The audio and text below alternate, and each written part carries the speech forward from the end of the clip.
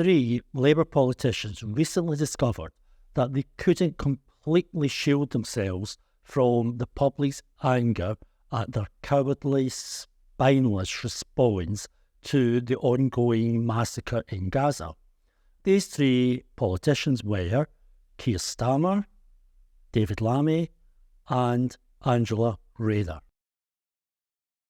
It's actually very revealing to look at the way each of these three reacted to the situation where they were confronted by protesters. Firstly, we have Keir Starmer en route to Glasgow on a train being confronted by a very well-spoken, very polite protester. Keir, how many more children in Palestine have to die before you call for a ceasefire? Over 7,000 children have died. Over 7,000 children have been slaughtered by Israel. This is unacceptable. What happened to human rights? What happened to democracy? We call for peace, we call for democracy. We don't see any of that when it comes to the Palestinians. 7,000 children, how many more have to die? 20,000 people, how many more people have to die? Look how he just sat there. Just that look of complete haughty disdain that an ordinary member of the public would dare to very politely question him about his position on an issue of both worldwide and UK interest. But no, Keir just couldn't bring himself to say a single word. But, of course, we already knew that Keir really doesn't feel very comfortable with ordinary people or ordinary members of the Labour Party for that matter. For me personally, I really hated selling myself into the membership. Keir, I want to be a constructive podcast host and say, did you just say that you hated having to sell yourself to the membership? Is that because, I mean, what do you mean? What? Do you not like the membership, or is it that you don't like the kind of the salesman bit? Our Keir very much prefers the rarefied atmosphere of Davos, a place where you're unlikely to find an ordinary member of the public wanting to speak to you, far less expecting you to actually give them an answer. As Katie Balls in Tatler magazine wrote, in Jeremy Corbyn's eyes, the World Economic Forum's annual meeting in the Swiss ski resort was a billionaires' jamboree, packed to the gills with bankers, corporate titans and Tories, such as George Osborne, David Cameron, Philip Hammond and Boris Johnson, all there to hymn globalisation and tread down the working man. In short, no place for socialists to show their faces. But Starmer's Labour is different. It wants the rich on its side. Starmer's Labour wants business to know it'll be safe with Reeves as Chancellor of the Exchequer, and if that means going to Davos, well, to Davos they go. I think the key phrase there is that Labour wants the rich on its side, and there's only one way to make sure that happens, which is for Starmer and Reeves to make sure the rich know that any future Labour government will well and truly be on its side. By the time Starmer got to Central Station, the protests continuing, that look of haughty disdain had turned into one of cold, hard fury. Keir Starmer, you are facilitating Israel's genocide in Gaza. Stop the killing of children. Stop the massacre of over 7,000 babies. Freedom for Palestine. Stop the genocide. You're responsible for killing babies in Gaza. You are responsible for killing babies in Gaza. You could almost read his thoughts from the expression on his face. It was, don't these people know that I used to be a director of public prosecutions? Don't they know that my father was a toolmaker? Don't they know that I'm the toast of the wealthy and rich of Davos? Well, yes, Keir, they probably did, but they just didn't care. The key point about Starmer is that he couldn't bring himself to say a single word to any of those protesters, even the polite guy on the train. And that fact speaks volumes about Keir Starmer and how he feels about ordinary people, i.e. me and you. And then we have David Lammy and his response to people protesting against the genocide in Gaza. David Lammy, you should be ashamed. We are 100 days into Israel's indiscriminate bombing campaign against Palestinians. When will you condemn the genocide? How many more children need to die? How many more children need to have their limbs ripped apart? How many people are going to be crawling through rubble trying to find their their children.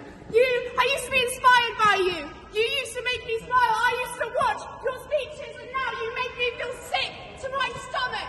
I used to really believe in you. The first thing to say about his response is, well, have you ever seen anybody move as fast as he did when that woman approached the stage? Now, he only reappeared once he was fully convinced that all the protesters had left the hall. Then and only then did he choose to give them a response. Once he was sure there was none of them left, there was none of them there. But the response he gave was very revealing indeed. I want change through power, not through protest. You see, power for power's sake is a recurring obsession for Lammy, and we know it's power for power's sake because Starmer has made it crystal clear that he's no intention of making any changes, any fundamental changes, superficial changes for that matter, to current Tory economic and fiscal policies. So, for David Lammy, it's all about his ambition and his never-ending quest and thirst for power. You support the order to move them or not? The order to move them? Well, clearly. Just yes or no? It's not a yes or no, Victoria. I'm hoping one day to be Foreign Secretary and a Chief Diplomat, so it's not a yes or no. Why not? Why not? His every answer is dictated by and influenced by and in the context of his overwhelming desire to be Foreign Secretary. Even the condemning of war crimes and genocide has got to be viewed within the context that his ultimate goal, his ultimate ambition, the only thing he seems to be concerned about is that one day he certainly hopes to be Foreign Secretary. Then we have Angela Rayner. Thank you. Thanks, Johnny. And look, Tameside's going to save the world. That's why us three are up here. But the change in this country has come when you take a place and asking and demanding for ceasefire. I lost my family in Gaza. Just a second, I want to show you my mom. I lost my family in Gaza. If the ceasefire takes place, Can I just say, Angela Rayner, you tell yourself as a feminist. What kind of feminist are you? I lose my member. I need my mom. That's the only thing I need. Where's your voice, Let me finish. I need my mom. Why are you not demanding for the ceasefire? 15,000 women and children dead, Angela Rayner, and you tout yourself as a modern-day feminist? I don't think so. thank you. Women having to use scraps, tents for sanitary towels. Where's your voice, Angela? Call yourself a feminist? Thank you. I really don't think so. Jonathan Reynolds, Thank you talk about... genocide! talk about genocide! You You had a should be chance to ashamed vote of on yourself, the ceasefire Angela bill. Rayner. Okay, thank you. Thank you. Your vice chair, Thank favourite you. friends of Israel. Your friendly Thank Israeli you. president said he was waging, You've his made country your was point, waging thank a you. war against barbaric jihadists who wanted Thank to you, take you've over made your Europe. point, Jonathan thank you. Reynolds, Dead every day, Angela. 2 women dead every day.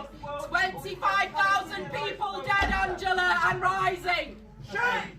Where's Shame! your voice? Shame on all of you! Shame on all of you. Absolute shame. You say you Shame. You support the Genocide! You're funding genocide! 25!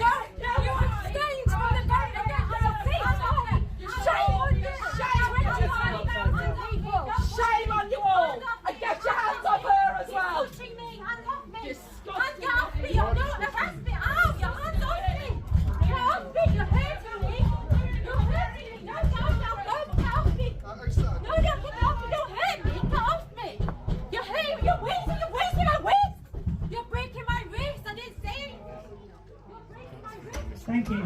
Now, credit where credit's due, Angela Rayner did actually address the protesters. She didn't address the security staff that were clearly manhandling those protesters. That she just stood there and watched. But she did give a response, and that response was very revealing in and of itself. Okay, thank you.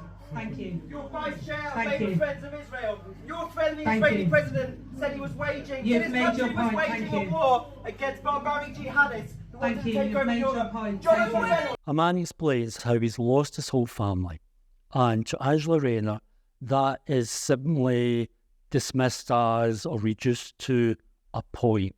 No sympathy, no compassion, no empathy. It just really sums up the soulless automaton that Angela Rayner seems to have turned into. It seems that working at the heart of Starmer's Labour Party has burnt out the last iota of humanity that Angela Rayner might have at one point possessed. I'm sure between now and the general election there'll be plenty of opportunity to see these three in action. Starmer's complete contempt for ordinary people, Lammy's insatiable lust for power, and Angela Rayner's increasingly alarming dissociative fugue state. Please like the video and subscribe to the channel. We need to support left-wing voices on social media as much as possible, and chat soon.